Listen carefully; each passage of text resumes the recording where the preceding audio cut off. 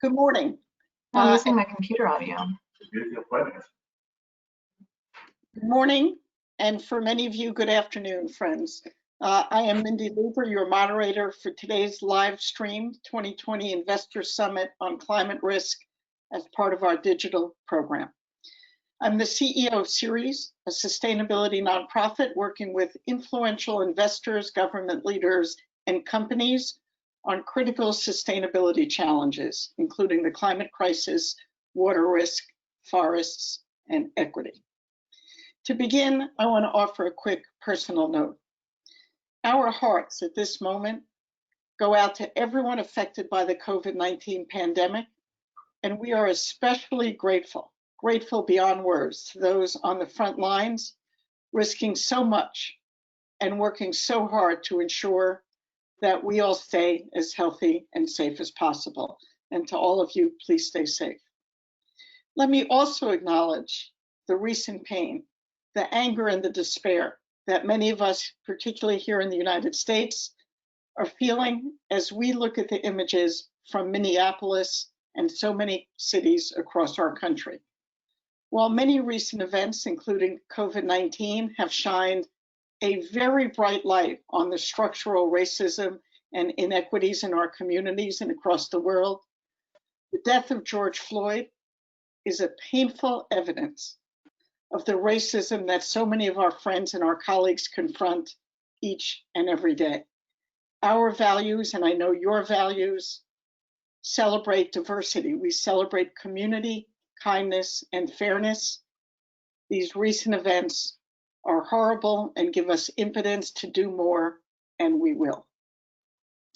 And now let me thank each of you for participating in today's program. In particular, let me thank our co-hosts, the UN Foundation and the UN Office of Partnerships, and the generous commitment and support from our speakers and our sponsors who have stood by us on this digital journey that we've imagined. Ceres 2020, our global conference that is now a virtual conference. We could not have been here today without your essential support. Before I quickly jump into the leaders and the thought leaders that we want to hear from, let me offer 3 quick housekeeping notes. One is this session's being recorded. We will email all participants a link to the recording after its completion. 2, if you have any questions, please enter them in the chat box. We'll do our best, although we've got a lot to say. Let's see what time allows us to do. And finally, there is always the potential that due to global bandwidth issues, we can experience challenges. If we do, the discussion will pause for a few seconds to allow for bandwidth to readjust, and then we'll come back. Thank you in advance for your patience with any issues that might arise. And now, I truly am honored to be the moderator for today's program. We have an extraordinary panel of thought leaders, government leaders, and people who are making a difference. And they give me optimism and hope, and I thank each and every one of them. As our governments map out their COVID-19 economic recovery measures, they have a major choice to make right now. They can choose to use taxpayer dollars to prop up risky, polluting fossil fuels, or they can use all of the funds to build back better, clearly helping our economy, but at the same time creating clean energy jobs and making a transition to a net zero emissions economy in line with the Paris Agreement's goals. Ceres and a growing chorus of investors, businesses, labor unions, and civil society groups are calling on governments to build back better. And part of that building back better is making a rapid shift from coal to clean energy. And that's why Powering Past Coal Alliance, this effort that's so important, and our co-host for today, is growing in support as it should.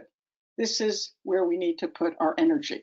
The Powering Past Coal Alliance is a global alliance of national and subnational governments, businesses, and organizations working to advance the transition away from unabated coal power generation to a better future. We're proud to be a Powering Past Coal Alliance partner, a founding partner of the Investor Agenda, a global initiative urging investors worldwide to phase out investment in thermal coal and take other actions to achieve the goals of the Paris Agreement. We know what we have to do. This is a unique and effective way to come together and do so. So now let me quickly rush because I want to hear from our colleagues. Let me introduce today's program with opening remarks, and then we'll have an interactive panel discussion and a Q&A. Our first speaker is the Honorable Jonathan Wilkinson, Canada's Minister of Environment and Climate Change. He is responsible for implementing Canada's climate plan to meet and to exceed the country's Paris Agreement targets, and he also shares responsibility for sustainable finance. And he is as effective as anyone we've seen. Minister Wilkinson, we look forward to your opening remarks. Please go ahead. Thank you. Thank you very much, Mindy. I'm certainly pleased to join all of you today from my home in North Vancouver on Canada's beautiful West Coast. Ça me fait plaisir de me joindre à vous de chez moi à Vancouver Nord sur la magnifique côte ouest canadienne. I would like to start by thanking Sirius for hosting this webinar. It is a great pleasure to be here alongside Minister Kwarteng. This is 2 days in a row, Minister Kwarteng. Guy Cormier from Desjardins, and our prestigious panel members. These are most certainly extraordinary times. The COVID pandemic has certainly changed the world. It has created tragedy and certainly extraordinary challenges for countries in all parts of the world. COVID-19 has underlined the importance of being better prepared for potential crises on the horizon. It has also very clearly demonstrated that we can collectively come together to effectively combat great challenges. We all know that another crisis looms on the horizon. It is a crisis that will come on us far more slowly. It is also very clearly something that is going to have more significant impacts than COVID-19 if in fact we do not do something to change the course we are on presently. That is climate change, and climate change presents an existential threat to human health and to our economic well-being. It certainly is a threat that the Government of Canada takes very, very seriously. In 2016, our government developed an action plan to reduce greenhouse gas emissions and to turn our economy towards clean growth. This action plan contained over 50 different initiatives, all of which we are now in the process of implementing. We committed now in the most recent Canadian federal election, which was only less than a year ago, to exceeding our initial 2030 Paris Agreement targets, and we have joined many other countries in committing to achieving net zero by 2050. Certainly a very key part of Canada's climate plan is the phase out of traditional coal-fired power. We know that the phase out of emissions from coal-fired power is essential if we are to meet our emissions targets and if the world is to meet and rapidly reduce emissions. Emissions from coal-fired power plants represent a fifth of global greenhouse gas emissions. Accelerating a global transition from coal-fired power is clearly one of the single most important things we humans can do if we are to avoid catastrophic climate change. This recognition is why Canada and the United Kingdom came together to launch the Powering Past Coal Alliance a little over 2 years ago. It is why Minister Kwarteng and I are here today, which is to welcome 6 new members to the ranks of the PPCA. Today's additions mean the alliance is now over 100 members strong, and it is growing. This is an important milestone because it shows the growing reach and maturity of this alliance. It signals a growing consensus that phasing out coal-fired power is not only necessary, it is realistic and it is achievable. The fact that these new members are drawn from the financial sector is very significant. Increasingly, the financial sector is recognizing the need to account for climate risk and to invest in industries and companies that have strong, sustainable business models. If we are to meet the climate goals globally, to keep the rise in global average temperature to less than 2 degrees Celsius, we will need to see much greater investment in low carbon and climate resilient development. Je suis ravi d'être accompagné aujourd'hui par Guy Cormier, PDG du Groupe Desjardins. I'm particularly pleased to be joined today by Guy Cormier, the CEO of Desjardins Group. It is a leading financial institution in Canada. It's the 6th largest cooperative institution in the world with over $300 billion in assets. It is the first North American financial institution to join the alliance. Desjardins has made a commitment to phase out investments in coal on timelines that are required to meet Paris Agreement climate goals. Je félicite le groupe Desjardins qui devient la première institution financière nord-américaine à se joindre à l'Alliance. It is a great example of leadership that we hope will cascade to many other financial institutions in North America and around the world. Pathways to phase out coal-fired power will be different in different countries. The strength of our alliance is its broad and diverse partnerships that can help play a role in guiding such transitions. This is an example of what it will take for us to be successful, effective partnerships between government, finance, industry, and civil society. And that is the value of the Powering Past Coal Alliance. It brings essential actors together to work towards a just transition away from coal. So I would say let today not simply be a celebration of the progress that we see ourselves making in the Alliance, but also a call for countries and financial institutions from around the world to join us in the work that we need to do to ensure that we power past coal. Thank you. As I said at the outset, it's an honor and privilege, and listening to you talk about what's going on in Canada is heartening. And your partner in crime, or not in crime, but in progress and optimism, Minister Korteg from the UK, we'd love to hear from your side of the pond. Thank you. Thank you very much, Mindy, and thank you very much, Jonathan. It's a real pleasure to be co-chairing and providing some leadership in the PPCA with you, Jonathan, and it's also a real pleasure to make your acquaintance, Mindy, and share some of the passion that you've shown in this area. Thank you, all participants, for joining us at this event.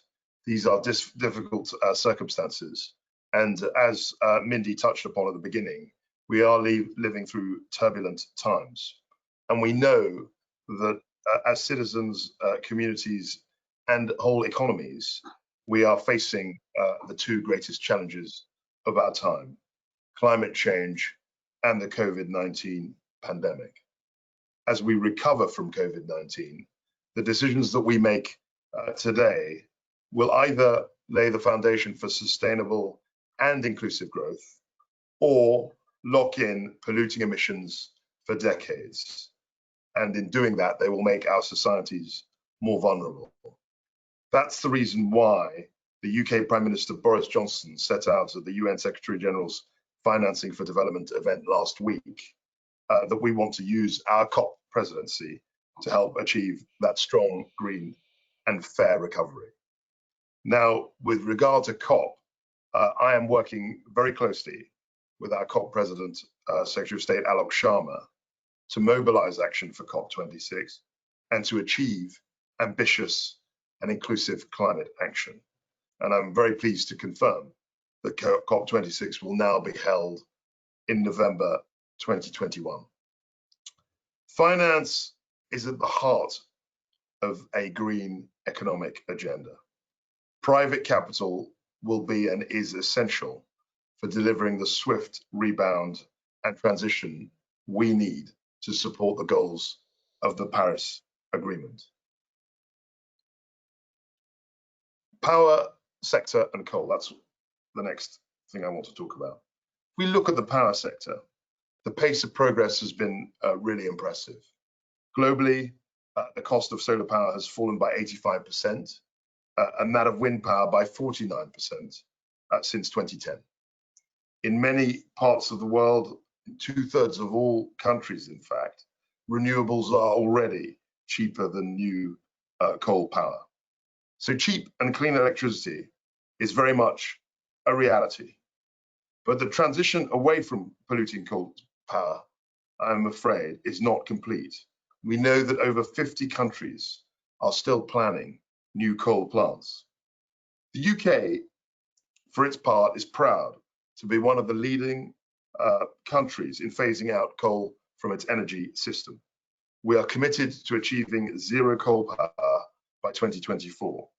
We can see already that rapid change is possible. In 2012, coal was 40% of our energy mix. Today, we are currently over 50 days and counting without any coal power whatsoever.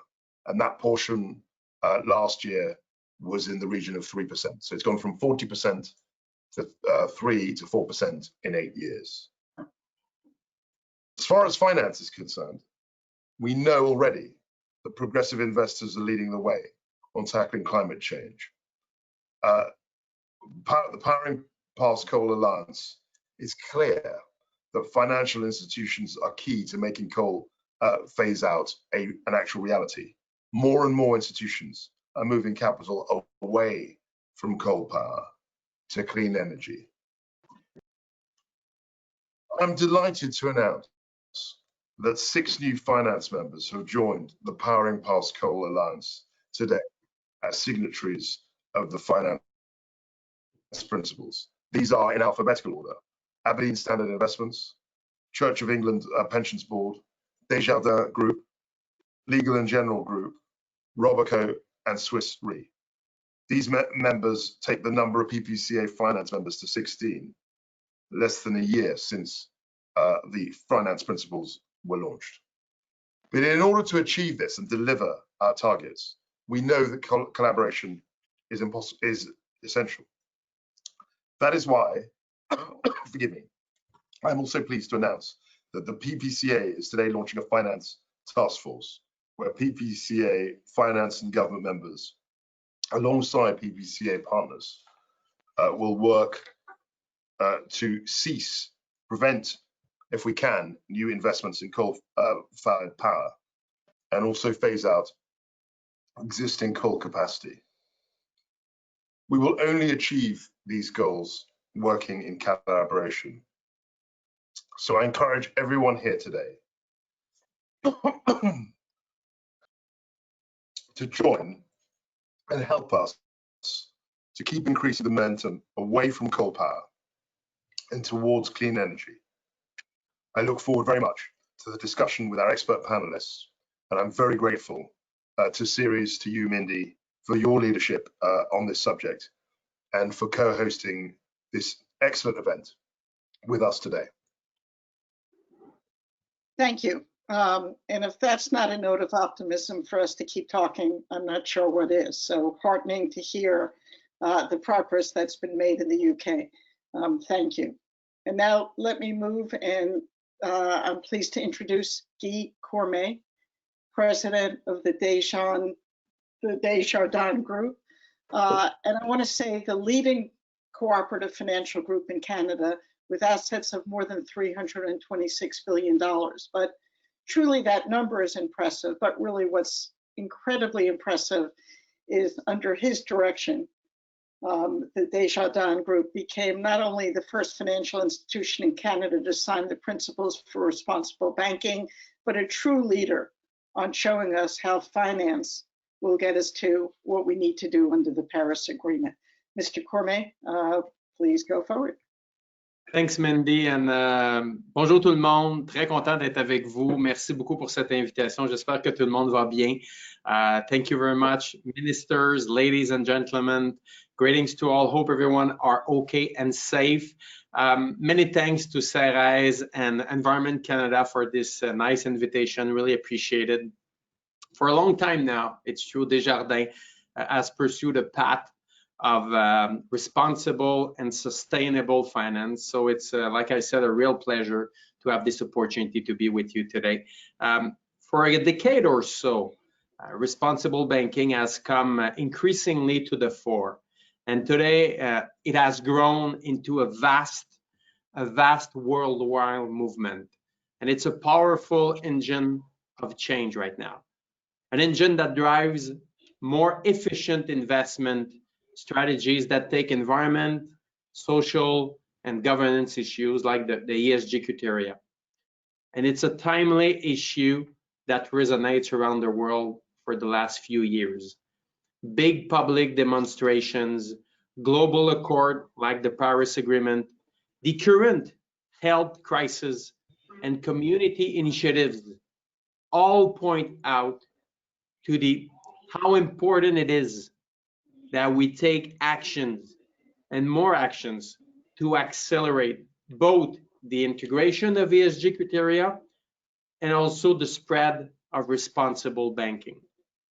Like you said, Desjardins has and is the biggest financial cooperative group in North America with more than 48,000 employees, more than $325 billion in assets, And we returned nearly 450 millions last year only to communities as members' dividends or only donations or sponsorship. So obviously for me, the cooperative model is our force for more than 120 years. And we're really sure that acting as a socio-economic leader is part of our DNA, but it's part also of our responsibility as a financial institution and to fight against climate change. And our members and our clients are really clear on that. They're asking us for strong actions. They want us to adapt also to climate change and to transition to a new energy or to new energies. So what we're doing today, what we have done in the last few years is answering that call. That's it.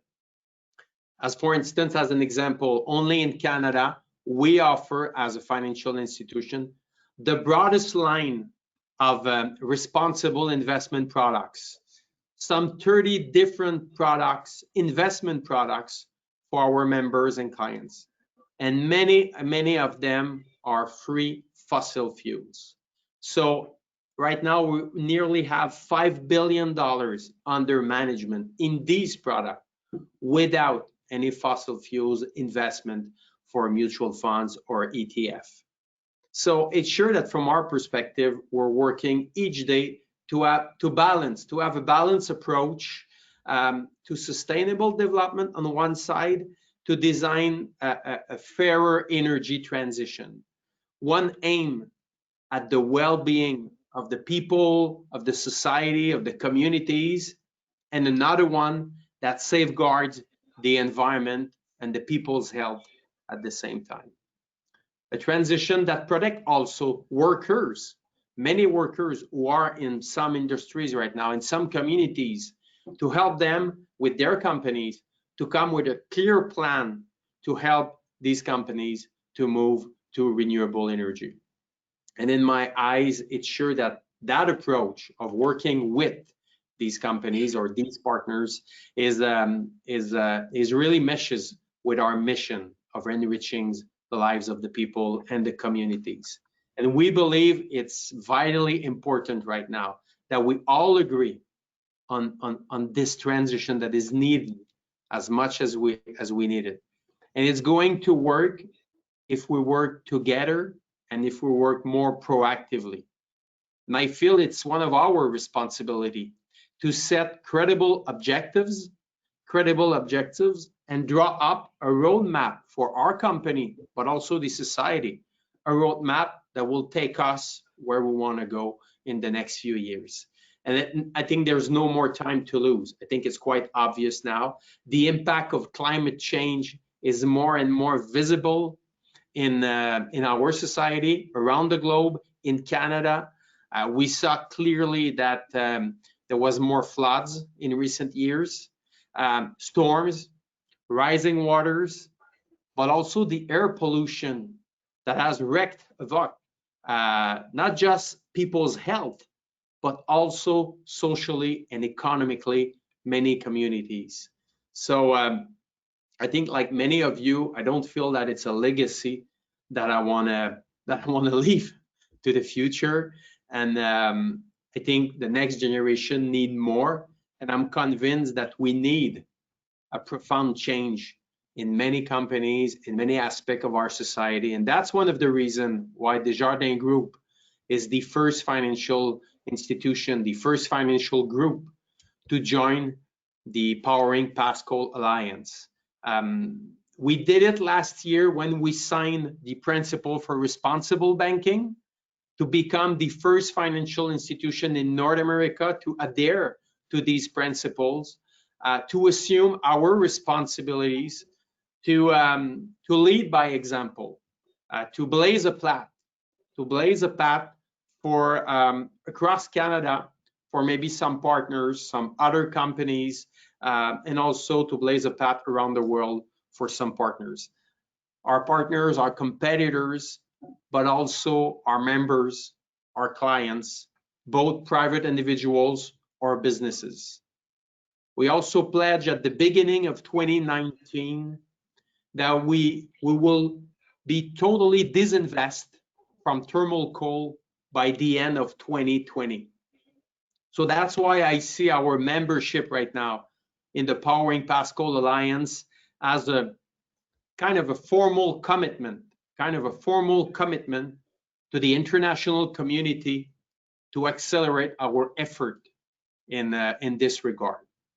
At the same time, we will continue to advocate for a fair energy transition and to assist our partners who put forward a credible short-term plan, but also at the same time, the instinct or the willingness to disinvest in thermal coal as recommended by the Intergovernmental Panel on Climate Change. So in closing, I just want to say that it's really my wish that we will, as an organization, as a leader, that we will continue to develop only workable ways, truly workable ways to foster sustainable, responsible banking activities, insurance activities. Desjardins stands fast with our governments in promoting responsible, principled banking. More collaboration, more commitment are needed from everyone in the country right now and on the planet too, to preserve the condition that sustain life on the planet, because at the end of the day, it's the only planet that we have. So thank you very much. Great, and thank you. You couldn't have said it better. I'm going to quickly turn to our panel discussion. We have three esteemed thought leaders who are moving and changing the world as we speak, and I'll introduce them as we get to them. Let me turn first question to Terry Cordy, who's the head of sustainability and risk management and director of the group risk management at Swiss Re. We know an early mover in this space. What motivated Swiss Re to join the Powering Past Coal Alliance? Thank you, Mindy, and thank you. I'm very happy to join you from my home office here in Switzerland. Of course, I would have loved to travel to meet you in person. At the same time, it's always good to save CO2 by not traveling. So it's a good new experience. So Swiss Re is really happy to join the Powering Past Coal Alliance, mainly because it fits perfectly into our commitment of the Paris Agreement and our commitment to reaching net zero CO2 by 2050. Shortly after the Paris Agreement was signed in 2015, and we supported it with the UN pledge of Paris, we analyzed our business, our investments, and it became increasingly clear that moving away from thermal coal is one of the crucial first steps to do. So we divested from thermal coal in 2016-17, and then after quite a piece of work, also together with our clients, we introduced a thermal coal policy in 2018, withdrawing insurance support for unabated thermal coal. And maybe the main lesson that we learned in that is that, as you've said before, in this call, it's not just a necessity to move past thermal coal. It's also possible, and it's mainly possible if we do it together. And so, in my mind, the PPCA is a crucial partnership for that crucial step. Because if we partner together and if we stick our minds, our bright minds together, if we join the expertise, then we can not just move past coal, but we can build a better future together. And so I'm really excited to be part here today for this discussion, and Swiss Re is really happy to join the Alliance. Thank you. Fabulous, and what a perfect example. We've got government, we've got private sector. We're moving to the advocacy NGO sector, and in Shreya Santharesan, and Shreya, if I butchered your name, I apologize. I tried hard. But in Shreya, we have a true thought leader, part of an organization that has been developing the next line of advocacy and data on stranded assets and on how we get to the Paris Accord in their work at Carbon Tracker. So let me ask you, Shreya, just very quickly, how is your work at Carbon Tracker facilitating or integrating with the financial community's focus on a clean energy transition and a movement away from coal? How do we make sure your data is being used, your thoughts are being integrated? Tell us what's going on. Yeah, absolutely. Just for a little bit of background, Carbon Tracker is a nonprofit financial think tank funded by EU and US foundations interested in climate. Our mission is to map the energy transition for the fossil fuel industry to stay within a 2-degree budget. So to contextualize this, as investments in fossil fuels amounting to billions of dollars will lose their value as the world moves more decisively towards a low carbon economy, understanding and quantifying this stranded asset risk you referred to, Mindy, becomes really critical to plan for in the financial community. So at Carbon Tracker and on the power and utilities team specifically, we focus on looking at the economic and financial risks of coal power globally. So we have built a coal power economics portal to do so, which covers about 95% of global operating capacity and about 90% of capacity under construction.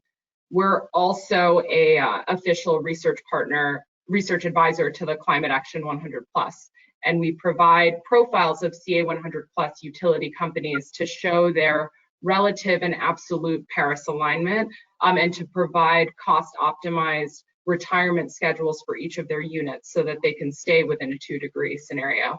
So really the vision behind most of our work is to inform the fundamental decisions which policymakers and investors have to make with data-driven analysis and insights in order to have a well thought through, just and equitable energy transition, as everybody before me has mentioned. Great, and your work has been extremely impressive in moving this debate forward, so thank you. Now I'm going to ask a question of both a friend, a colleague, but somebody I look to for thought leadership probably on a daily basis, a winner of the Series Bavaria Award for Sustainability, and that's Helen Wildsmith from CCLA, Churches, Charities, and Local Authorities, a UK-based investment manager. Helen, you've been involved in powering past coal for as long as I can remember. Tell me what was in your thinking as it was launched and what your vision is. Yeah, so we have been involved since 1 month after the PPCA was launched. Both my Chief Investment Officer, James Bevan, and Storebrand's Chief Investment Officer realised that phasing out powering coal was very important. But we also realised for a lot of institutions, we needed to have a set of principles that codified what we were looking for. So we set ourselves a target at the end of 2018 of launching the principles in London Climate Action Week last summer. And we gathered together about half a dozen leading UK asset managers, insurers and banks, and puzzled through what would be required in terms of existing relationships and new relationships, and indeed reporting. And I'm delighted to say that we did hit our very ambitious target of launching those principles a year ago. And it's great to see so many institutions across banking, insurance, and asset management coming on board. Well, a great vision, a great project, and we're going to do everything we can to support you. This is quite inspiring. So let's now go to a moderated discussion by the ministers. Minister Wilkinson and Minister Kortang are going to follow through with our panelists. All right. So there clearly has been movement on the sustainable finance file in the last few years. Certainly in Canada, we had an expert panel on sustainable finance that released a report in June of 2019 that's had an impact on sort of the way the government is thinking about sustainable finance. And of course, the fellow who led the sustainable finance group, Tiff Macklin, is now the governor of the Bank of Canada. In the United Kingdom, I think sustainable finance has been identified as something that's critical, and I know that Mark Carney, the former governor of the Bank of England, as well as the former governor of the Bank of Canada, is advising the government there on some of the issues around sustainable finance.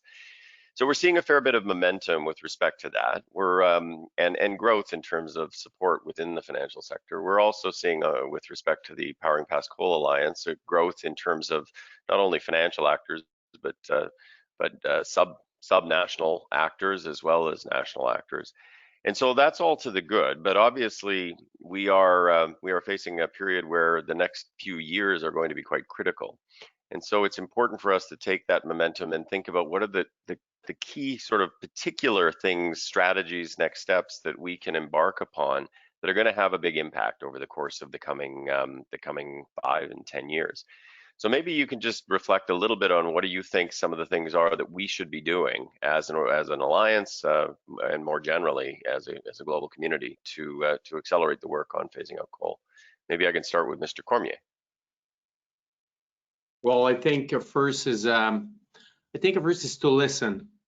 I think it's to listen to partners in the alliance about what are their best practices. There's many companies, there's many individuals who have changed behaviors, who have adopt new set of rules or new principles or new way of. So from my perspective, it's sure that being a signatory of the alliance is to be sure that we listen to the colleagues or the partners just to see if we can integrate that first. The second aspect is on the business side. In a short period of time, we really have and we must help many companies to build a really integrated strategy on climate change, because now sometime we feel that with some of our partners or some of the people that we're doing business with, that they have their business strategies and also they have their climate change strategy. But we must build these two strategies together to be sure that we will have a recovery in the next decade, that on the business side and the climate change side, everything is really integrated. It's not two set of KPI, it's not two set of goals, it's not two set of strategies. This is something that we should learn from the last 10, 20 years and try to implement a new way of maybe building many of our strategies to always integrate not only ESG criteria, but many aspects of climate change criteria in the way we're running our businesses. And the last one is as a financial institution, to be sure that we will launch and expand our products portfolios of products on the insurance side, financing side, investment saving side, where our members and clients will be fulfilled of a financial product that will help them to be able to make a choice that they really appreciate because they want to have an impact on the planet. Ms. Wildsmith.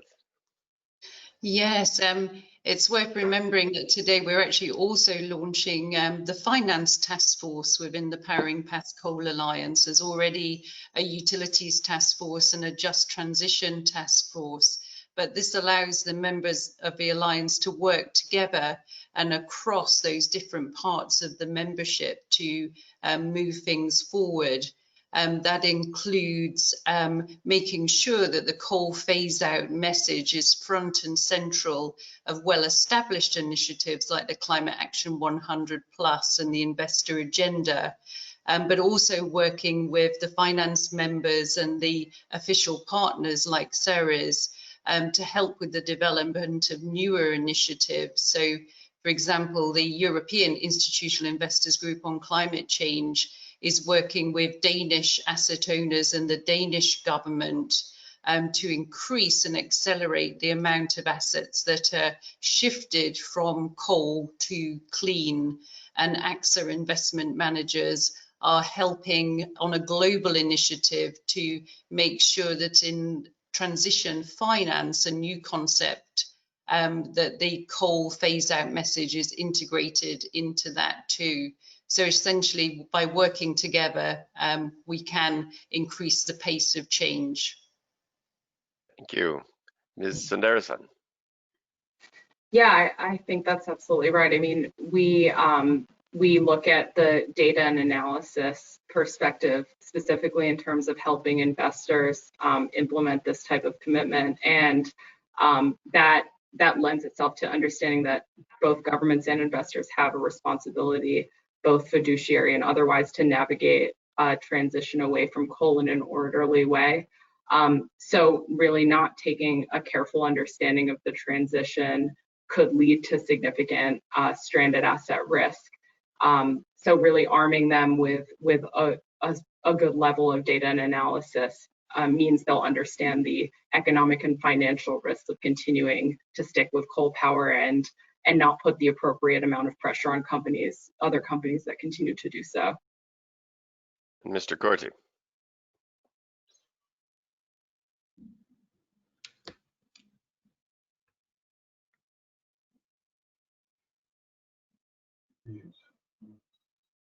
Is somebody on mute? Can you unmute? Sorry, excuse me. I'm the first to make the mistake. So there's not much left to say, actually. After 3 excellent statements, I could have remained muted. I just say, that since we come from that many different perspectives, I think coming together and learning from each other, just in very general terms, is extremely helpful. And as I've said before, we can make it happen inefficiently, but by learning from each other, we can really make the thermal coal, the powering past thermal coal, we can make that very efficiently. And I'm really convinced and optimistic that by doing it in the smart way, we can come out as winners as a society. We can come out from an ecological point of view as a winning opportunity, and also economically, it just makes sense to power past coal. Thank you. Thank you very much. And now I'll turn it back to you folks. Yes, thank you, Minister, and to our panelists. We've got a second round of questions from Minister Korteng, and please begin. Absolutely. I'm delighted to be able to ask these questions. I think it's fantastic. We obviously have a full breadth of financial institutions. I thought Guy Cormier put it very well that a lot of companies have a business strategy and then they have a climate change side, and these aren't integrated enough. And so I wanted to ask you, Thierry, as a reinsurance company, how you can integrate these two strategies, if you like, the business strategy and the climate change side, and how you can contribute to our organization, PPCA. Certainly. It probably becomes natural, or it comes natural for a risk company as Swiss Re. We think about risks all the time and how to manage risks, how to minimize risk, and how to transfer them. Our products are essentially risk transfer products. And if you think of the fossil fuel worlds that we all grew up with, we tend to think as individuals that we understand the risk. We look at the history. We think we have the financial risks under control. So as a risk transfer company, we try to, or our job is to add a neutral lens on all the risks. And looking back, just if you look at the history of fossil fuels and you look forward, if you understand the risks we're facing, they're much different to the ones we have left behind. That's true for climate risks. There are changes in climate risks, and it has been talked about today as well. Changes in flood risk, hurricane risk, etc. Those risks are changing, and if you just look at the history, you're misled in thinking that you're safe by sticking with the old.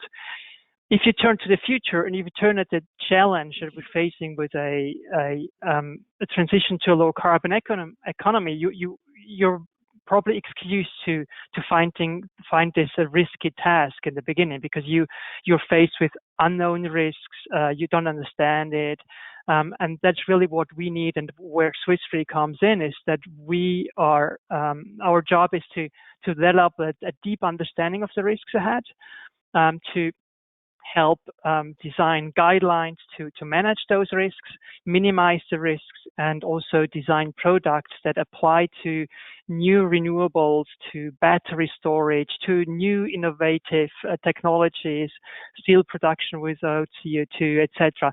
So that, looking forward, we're not just thinking that we lose a reliable energy source that economically was reliable in the past, that we can really build something new together, and also that we can gain trust as investors, as individuals, as consumers in the new technologies by having a well-structured, well-managed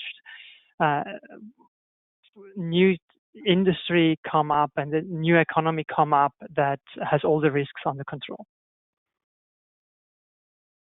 Thank you. Thank you. I've got a second question, which I think I'll direct to the other panelists.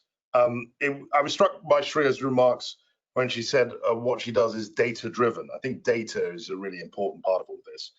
Just to the other panelists, I mean, how important do we think data and analysis are for helping investors to implement the commitments that we've made in our PPCA finance principles? I'd be very interested to hear more detail about that. Yeah, absolutely. I mean, from my perspective, and I think Thierry teed this up quite well in talking about risk, that governments and investors have this responsibility to navigate the transition away from coal in an orderly way to ensure consumers receive low-cost energy, but also for investors to be able to plan for premature closures in the scenarios where many of these coal assets that may be getting built become stranded. So not taking a careful understanding of the transition could lead to this stranded asset risks where these assets are no longer able to earn an economic return as a result of changes associated with the transition to a low carbon economy. So for Carbon Tracker specifically, in our modeling, we look at coal at the unit level. And in looking at these economic and financial risks of coal, we've calculated that 60% of the global coal fleet is already more expensive to run than it would be to build new onshore wind or solar. And this will rise to 90% by 2030. And then additionally, as Minister Kwarteng mentioned in his opening remarks, new investments in renewables are already cheaper than new investments in coal in all major markets today.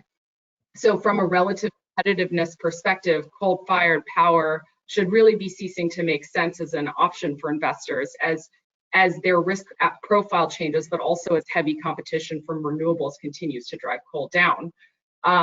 Also, just a little bit more interesting on our modeling, 46% of the global coal fleet could be cash flow negative already, and that will increase to over 50% by 2030. So that actually means that investment in coal power doesn't make sense from a financial perspective if half the fleet is unprofitable, let alone from the perspective of trying to limit global warming to less than 2 degrees Celsius.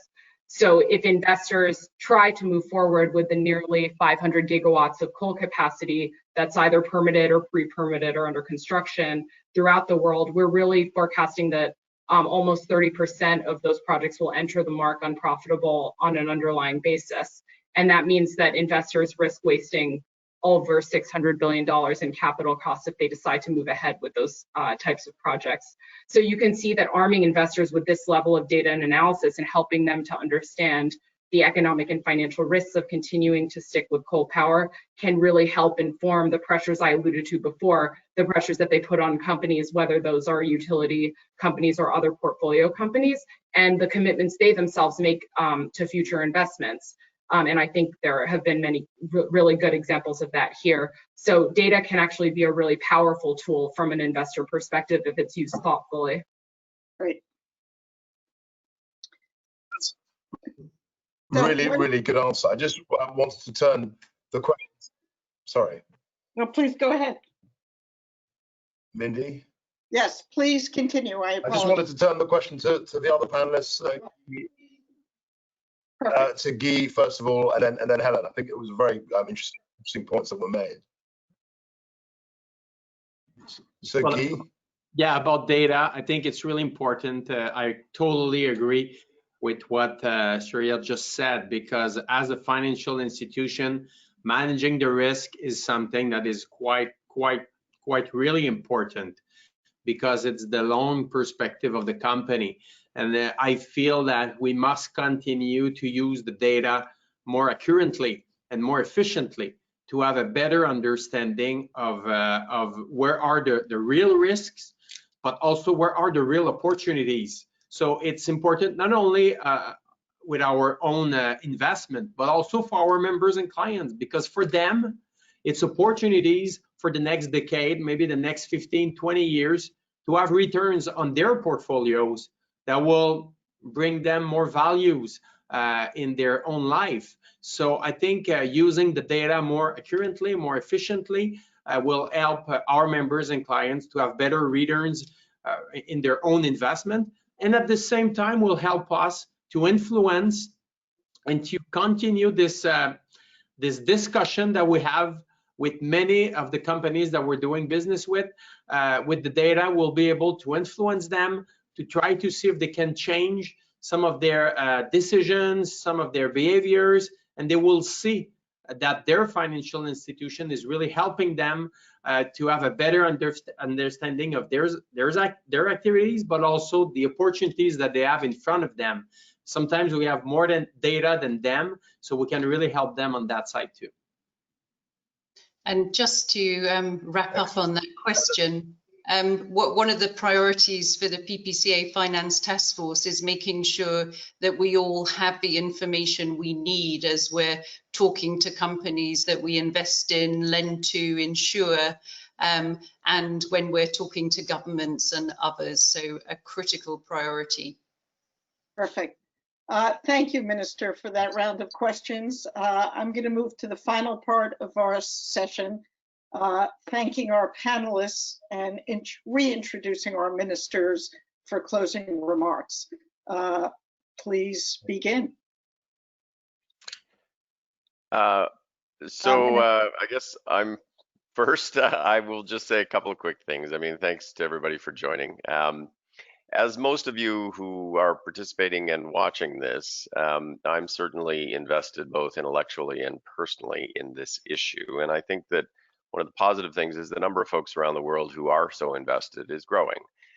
Many thought that COVID-19 would sort of impact the support that people had for moving in this direction to address the climate crisis. And I would tell you from everything that I've seen in terms of public opinion polling, that's absolutely false. What people are doing is increasingly saying we need to think about how we do things differently. And when we start to come out of this, we need to learn how to build back better, and we need to be more resilient, and we need to be thinking about how we actually grow in a clean fashion. Climate change is the existential threat that looms over us going forward. Coal and phasing out of coal is an absolute requirement to addressing the climate issue. We need to drive forward. We need to bring other countries with us. We need to bring financial institutions and others who can help us to do this. We certainly do need governments, but I would say that governments need the support of the private sector. We will need private capital to be able to do the things that we need to do to enable countries to move in a direction that is different from traditional coal-fired power. And so I think conversations like today are very positive because the next 5 to 10 years are absolutely critical. Thank you. Excellent. I just wanted to really add to Jonathan's excellent remarks. Is that okay? I just wanted to thank you also, Mindy, for such a rich discussion. I think we've demonstrated that the case for shifting from coal to clean energy is really a compelling one.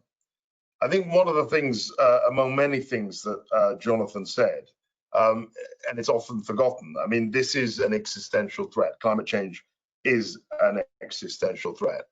But the other thing that I do firmly agree with Jonathan on is that we have to bring people along with us. I mean, there has to be a partnership with the private sector and also society, as Jonathan suggested. It's not simply a job for governments. So I think in this pivotal moment for the world in recovering from COVID-19 and refiring economic growth, I think we've got to really focus on the green recovery. And I think it's really heartening that so many people, all our panelists, are extremely focused on this. In conclusion, I'd like to say that, again, what Jonathan said about being intellectually and personally invested in this is really, really important, because we've discovered, certainly in the UK, that many people are much more engaged with these issues than was the case even in the recent past. We, like Jonathan, had a general election last year, and I was struck by how often climate change issues were raised in that election. So it is now time, I think, to be bold, build a green and sustainable future. And we all know that the finance industry will play a crucial part in that story. And I think it was a very good phrase of Thierry Corti when he said, a crucial partnership for a crucial step. I think that's a very nice way of putting that degree of cooperation, or expressing that degree of cooperation that we need. So clearly, I think there are returns in the green economy. I think it was very good when Shreya mentioned the fact that economically it doesn't even make sense to carry on as before. I think that was a really well-made point.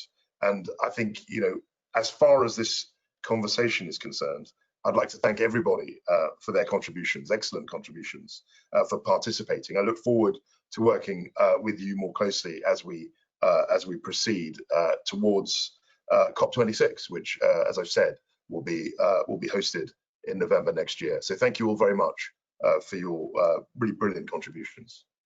Great, thank you, Minister Wilkinson and Minister Kwarteng. I think your vision, your mission, your emphasis and energy for action gives us all clarity and all hope. And we will be standing with you, supporting you, and doing everything we can as we get to the next COP and beyond. And let me thank all of our speakers, our panelists, as well as both of you ministers. We're extremely grateful to all of you for your thoughts, your time, your insights, but really for your energy to do what we need to do to build a world that our kids can survive on. One key conclusion from today's session: as the world recovers from this pandemic, we have a once-in-a-lifetime opportunity to build back better, to create good jobs, but invest them in the right transition from coal to clean energy. We are spending globally $10 to $15 trillion at the moment, or about to. We've got to make sure that money is building back better and not building the old way. We are extremely proud to be part of the Powering Past Coal Alliance. We encourage investors, businesses, and governments worldwide to get involved in the alliance and all of the efforts. And before we adjourn, which we are about to do in just about 1 minute, let me thank our 2020 Investor Summit on Climate Risk co-hosts, the UN Foundation and the UN Office for Partnerships, and today's event co-hosts, the Powering Past Coal Alliance, as well as all of the sponsors on the screen who have provided tremendous support for our full multi-month digital program. You all know, I said it, but let me say it one more time, you'll receive a follow-up email with a recording of this program.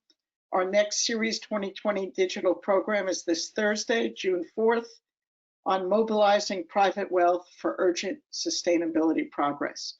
To learn about that, please make sure to look at our website, Series 2020 Programs, www.series2020.org. And most importantly, I want to thank our extraordinary contributors on this session, the true thought leaders and engine for what will move us forward. Thank you all for joining. And with that, we're going to adjourn. Thank you. Thank you.